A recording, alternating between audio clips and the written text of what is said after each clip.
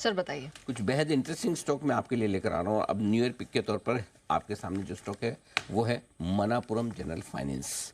ये एनबीएफसी है और एक अगर आप निकाल कर देखें तो एक ट्रैक रिकॉर्ड है। हर साल 2-3 एनबीएफसी ऐसी होती है जो साल 2 साल में डबल होती है और हर साल उसमें एक कुछ नया और बड़ा मूवमेंट आने की तैयारी होती है। मनापुरम हम यहाँ पर 1 से 2 साल के व्यू के साथ खरीदना चाहते हैं। 250, 300, 375 के टारगेट के लिए हर 15% फॉल पर एसआईपी करें। और इसको खरीदने का बेहतर तरीका ये है नेहा कि इसको इस तिमाही के नतीजे और मार्च तिमाही के नतीजे जब ये 2 रिजल्ट आए तब खरीदिए, क्योंकि इन 2 रिजल्ट्स में हम उम्मीद करें कि रिजल्ट थोड़े कमज़ोर रहेंगे क्योंकि कुछ प्रोविजनिंग होगी। उसके बाद क्लीन अप होगा पूरा। एमएफआई बुक की वजह से इनको प्रोविजनिंग करनी पड़ेगी और तब ये स्टॉक जब भी करेक्शन देगा उस करेक्शन में आपके लिए खरीदारी का बढ़िया मौका होगा।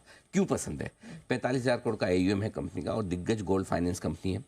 गोल्ड फाइनेंस के साथ साथ अब दूसरे कारोबार में भी ये काफ़ी कुछ जा चुके हैं क्योंकि वहाँ पर कंपटीशन काफ़ी बड़ा है। गोल्ड कंपनी ने काफ़ी सालों तक बहुत बड़ा पैसा बनाया तो उस पर नज़र लग गई।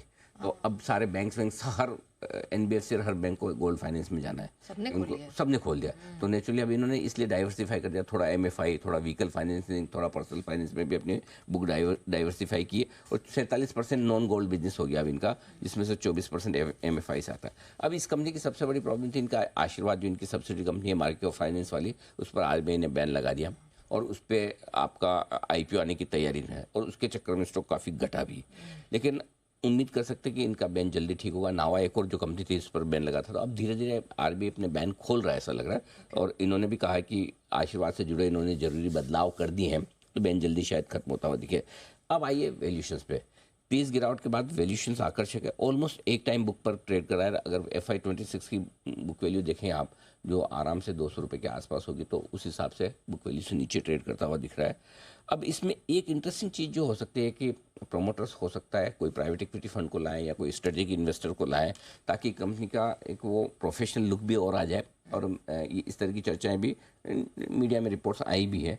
तो इस तरह अब ये होता है नहीं होता है पता नहीं, लेकिन जब भी हो ये स्टॉक की री रेटिंग कर सकता है। और इस लिहाज से हमें लगता है कि वैल्यूशंस के लिहाज से और अगले 6 महीने के क्लीनअप के बाद अगले 1.5 से 2 साल के लिए स्टॉक बहुत इंटरेस्टिंग हो सकता है और यहाँ पे 2 साल के नज़रिए के साथ निवेश करना चाहिए। और ये ध्यान रहे, फिर से कहूँगा, दोनों तिमाही नतीजों पर फोकस करें। जब दोनों तिमाही नतीजे के अगर नतीजे अच्छे आए तो बहुत बढ़िया बात है, लेकिन हमें लगता है कि जो कुछ भी इनको प्रोविजनिंग करनी है अगले 2 क्वार्टर में कर लेंगे। दिसंबर के नतीजे जो आएंगे और मार्च के जो नतीजे आएंगे, और तब आपको ये अगले 6 महीने में निवेश का बहुत बढ़िया मौका देगा, तो आराम से लीजिए। डन। तो मन्नापुरम फाइनेंस पे तो हम रखेंगे नजर।